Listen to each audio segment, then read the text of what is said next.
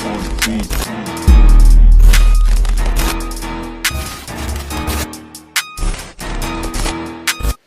everybody, welcome to Gucci's World. Alors les gens, on se retrouve aujourd'hui pour une nouvelle vidéo. Et juste avant de commencer, en fait, je voulais dire, je sais pas si ça se voit à la caméra, mais je suis pas nue. J'ai un petit bustier que ma mère m'avait cousu en panne. D'ailleurs, c'est le revêtement de la chaise aujourd'hui. Je voulais être assortie à la chaise. Un délire les gens, laissez tomber. Et donc voilà, c'est un petit bustier que ma mère m'avait fait. J'aime trop pour l'été, c'est genre trop parfait. En plus la couleur mauve comme ça, j'aime beaucoup. Et donc on va commencer. Aujourd'hui je reviens avec une nouvelle vidéo qui sera une story time. Une toute petite story time. J'en avais parlé déjà, je pense vite fait, quand j'avais fait ma vidéo sur le racisme avec Florène, mais aujourd'hui je veux développer plus cette story time parce qu'elle mérite d'être bien développée. Mais je pense pas que ça prendra énormément de temps parce que c'était vraiment une petite story time, mais il y a des leçons à tirer derrière et surtout vous vous rendez compte du niveau d'intelligence de cette personne en fait durant cette story time. Donc sans plus tarder, on va commencer la vidéo. Bon, en fait cette story time remonte à quand on était en secondaire. J'étais en 5e ou 6e, je sais plus, parce qu'en fait on était en comité restreint. En 5e et 6e secondaire, vous devez choisir soit vous voulez faire des maths forts, donc c'est-à-dire vous avez en total 8 heures de maths, ou des maths normales, genre des heures comme tout le monde en fait, ça veut dire 4 heures. Et moi j'avais pris le maths 8, je vous dis déjà d'office, maths et moi ça fait 10 000. Mais j'avais pris cette option parce que ma grande soeur avait fait ça, mon grand frère avait fait ça, et du coup franchement, clairement, je voulais faire plaisir à ma mère et montrer à ma mère que j'en étais capable. J'ai choisi cette option, mais je l'ai très vite regretté. Mais quand même Dieu merci, j'ai quand même réussi avec cette option. Mais je déteste les maths. Clairement, après 8 heures de maths, franchement, pendant 2 ans, ça m'a bien confirmé, prouvé. Et j'étais sûre et certaine que pour mes études à l'université, mes études supérieures, je ne voulais plus entendre des maths. Sauf que les maths, tu ne peux pas t'en débarrasser. J'ai pris quand même une option très littéraire, très dans les droits, les assurances et tout. Mais même là, j'ai des maths. Donc, les maths sont partout, les gens. Et donc, on était entre petits groupes de tous les matheux, on va dire ça comme ça, de ceux qui avaient choisi maths 8. Du coup, on était 6, je crois. Et la classe, on était à peu près une vingtaine, dizaine, mais près de la vingtaine quand même. Et on était 6 et avoir pris maths 8. Et du coup, quand vous prenez les maths 8, vous n'avez pas trop d'heures de néerlandais. Et vous avez 2 heures de néerlandais parce que ça a remplacé, les heures de maths ont remplacé du coup. Et on était 6. Et un jour on avait un cours de néerlandais avec notre prof. Monsieur, je l'appelais qui...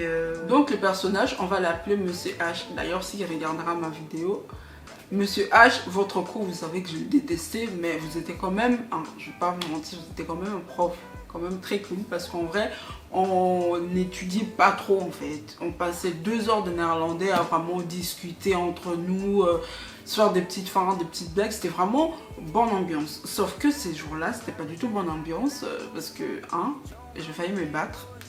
Et c'était pendant le cours de néerlandais, comme ça, on faisait des exercices et tout, parce que oui, sometimes we walk.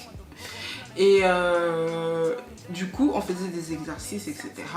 Et le prof disait, avait à un moment donné demandé à 3 élèves de passer devant le tableau pour noter la réponse. Je pense que c'était l'exercice d'audition. Et il y avait celui avec qui je m'étais disputée. On va l'appeler...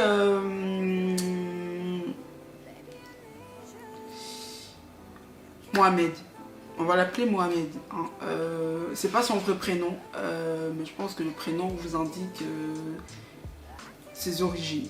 Voilà, c'est ce que je voulais faire, mais c'est pas son vrai prénom. Et il y avait Mohamed et les 2 autres qui étaient passés au tableau pour noter leurs réponses, pour que nous on puisse corriger si on avait vrai ou pas. Et là en fait, moi je portais des lunettes, mais je pense que la puissance de mes lunettes était encore très faible par rapport à ma correction normale. Et même même sans ça, je pense que Mohamed avait l'habitude d'écrire vraiment très petit. Il avait vraiment une écriture, patte de mouche comme on dit, patte de mouche vraiment. C'était vraiment quand il écrivait, tu devais plisser les yeux et tout. Alors j'imagine pas si c'était au tableau, toi tu te retrouves à 6-7 bancs derrière.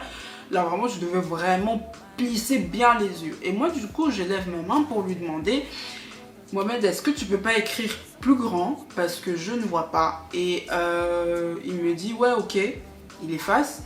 Il écrit, mais enfin, il écrit grand entre guillemets, il grossit de 1-2-3 mm. Franchement, 2-3 mm, c'est rien du tout. Et je lui dis, mais t'es sérieux là, on voit rien en fait. Et il y avait ma meilleure amie Zouzou qui était juste assise à côté de moi et tout. Et on était deux à se plaindre. Et elle, à ce moment-là, elle portait pas de lunettes. Et je lui dis, mais non, t'as changé ton écriture, certes, mais ça reste quand même très petit. Nous, on n'arrive pas à bien lire ce que tu écris. Et le gars, ce qu'il m'a dit, c'était un truc en mode et quoi, tu veux que j'écrive quoi aussi gros que ta bouche? J'étais là, mais j'étais moi je dis enfin moi je l'ai dit de cette manière là, mais sur le coup je vous assure que Mohamed ne l'avait pas dit d'une manière enfin, c'était assez péjoratif, raciste en fait sa manière de le dire. Après moi ça m'a énervé, je commençais à lui dire mais qu'est-ce que t'as, moi je te demande juste d'écrire plus grand pour que tout le monde voit et tu commences à me dire de trucs comme ça, tu veux que j'écrive quoi plus gros que ta grosse bouche ou tes grosses lèvres, voilà tes grosses lèvres et tout. J'étais là en fait moi ça m'avait vénère parce que la manière dont il avait dit c'était vraiment clairement des propos racistes. Et moi je le regardais, j'ai dit mais c'est une blague en fait, moi ça m'avait énervé et tout. Et puis le prof, il était là et il a rien fait. Et du coup moi je lui dis monsieur H, est-ce que vous avez entendu ce qu'il vient de me dire? Est-ce que vous trouvez ça que c'est normal? Sachant que la manière dont il avait dit, pour moi je l'ai pris d'une manière assez raciste. Parce que je pense que si j'aurais été blanche de peau, il ne m'aurait pas insulté sur la taille de mes lèvres, d'ailleurs que j'en suis très fière au passage d'ailleurs. Et il m'aurait pas insulté sur ça, comme il aurait pu me dire ouais tu veux que j'écris plus gros que ton gros nez ou des trucs comme ça. Si j'étais blanche, je pense pas que c'est des traits de visage qu'il aurait ciblé tout particulièrement. Il a fait clairement parce que j'étais noire de peau. Et donc j'ai dit à monsieur H qui avait gravement un problème parce que c'est une insulte raciste. Et pour monsieur H, non, ça n'était pas un.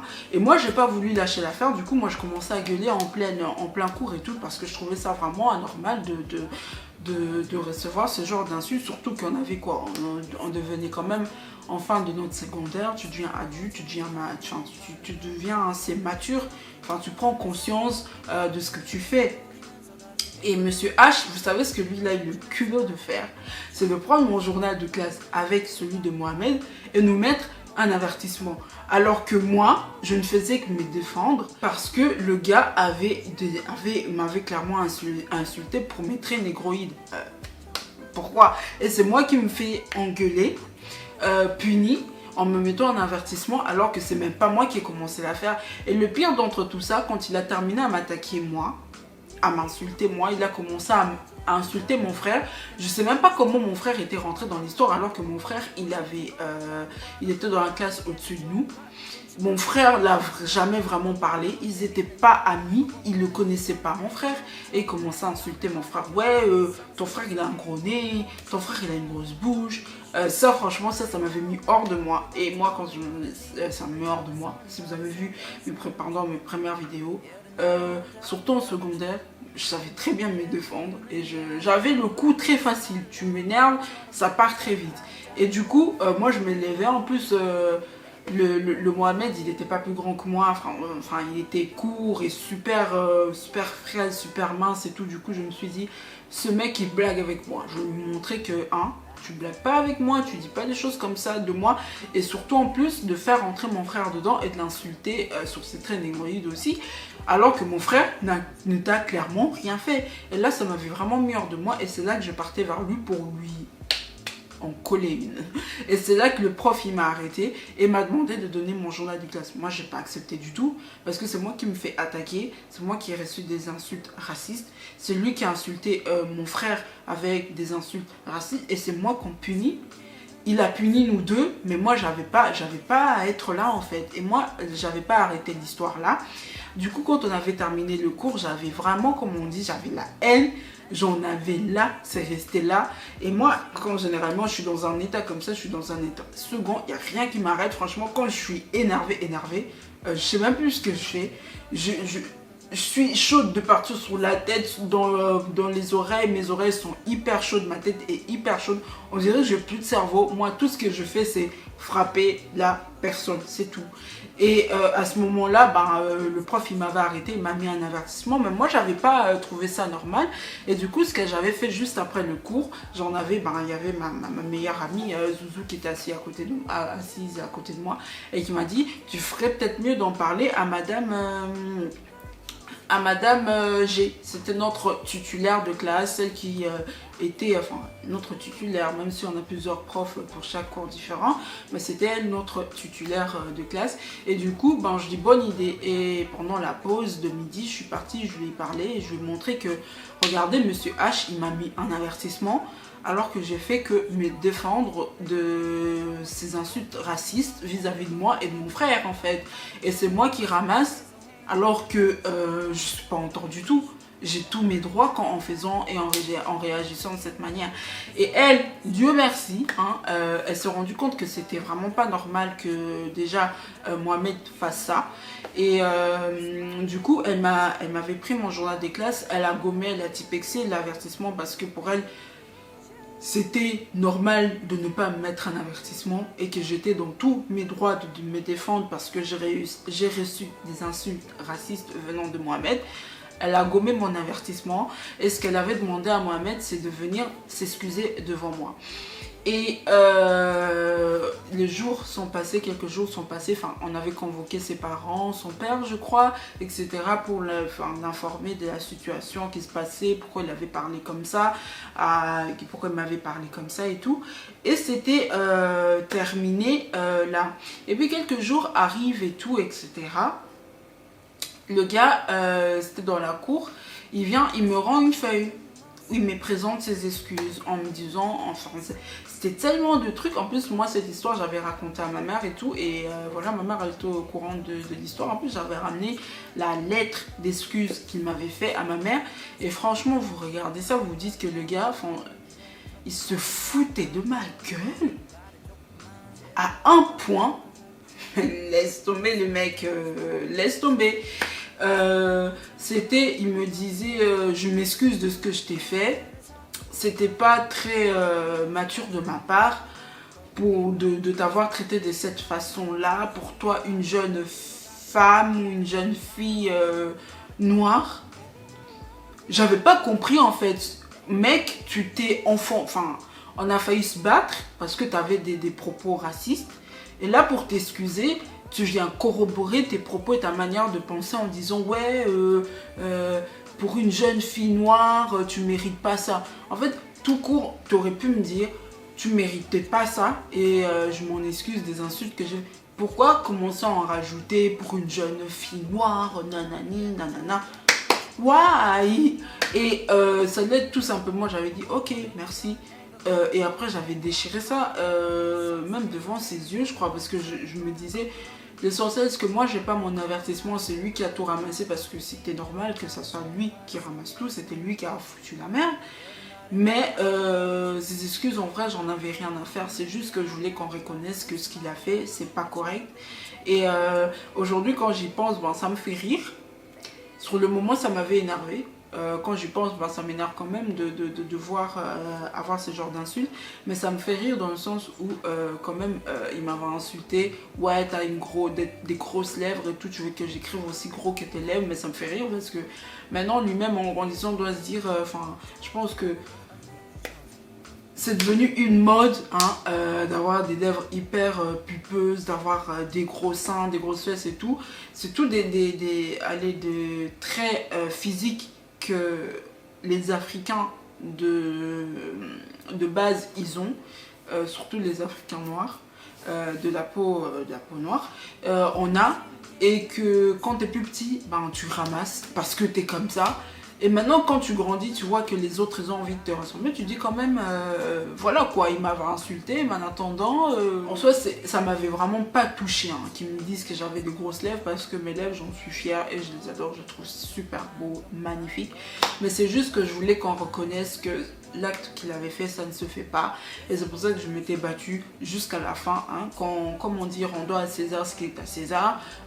Faisons justice. Hein, que c'était lui qui entend. Et moi, je voulais qu'on reconnaisse que ce qu'il avait fait, c'était pas correct vis-à-vis de moi. Et ça a été reconnu. Moi, ça m'a fait juste plaisir pour ça. Même si ces excuses, après, c'était un peu des excuses bidons. Hein, en tant que jeune fille noire. Mec, tu viens, tu t'excuses, point. T'as pas besoin de commencer à dire fais ma biographie tant qu'on y est. En tant que jeune fille noire née à le jour d'origine, on s'en fout, mec. Tu fais tes excuses parce que tu as tenu des insultes racistes. C'est tout. Et tu te casses, t'as pas besoin de commencer à préciser ma couleur de peau ou tout. Tu dois juste donner du respect aux gens et peu importe leur ethnie, leur origine. Donne-moi du respect, c'est tout. Et c'est tout ce que je voulais. Et j'espère qu'après ça, il a retenu la leçon et qu'il a pu se refaire. Et qu'en grandissant, il a pris en maturité. Parce qu'en plus, c'était vraiment un élève super intelligent et tout, le Mohamed, mais pas pour ça, quoi. Hein. Et je pense que avec tout ce qui se passe maintenant, j'espère pour lui qu'il a changé parce qu'avoir une façon pareille de penser, c'est un peu déplorable, un peu triste même. Et donc voilà, c'était juste une toute petite story time. Alors je sais pas, j'avais dit petite, mais je vais voir au montage, je disais petite, mais on va voir ce que ça va donner en minutes. Mais je voulais vous partager ça parce que c'était une histoire que j'avais trouvée, sur le coup ça m'avait énervé, mais quand j'y pense maintenant, ça me fait rire. Mais je me dis quand même j'avais bien fait parce que laisser des gens parler de cette manière-là, non, faut quand même de temps en temps, tu sais, quand les gens ils n'ont pas beaucoup d'éducation et que toi, tu peux leur en donner une de temps en temps ou leur secouer un peu de temps en temps et leur montrer que frère, t'as manqué de politesse à ce moment-là, fais-le quoi. Et c'est ce que je voulais faire. Et j'espère pour lui qu'il a retenu la leçon. Et donc voilà, c'était juste un petit truc, une petite histoire comme ça que je voulais partager avec vous. Sinon guys, je vais vous laisser et n'oubliez pas de me suivre sur mes réseaux sociaux qui vont apparaître là ou là, Instagram et Snapchat. Mais je vous avoue que je suis quand même plus active sur mon Insta qui va apparaître soit là ou soit là. Et Kuchi vous aime les gens. Bye.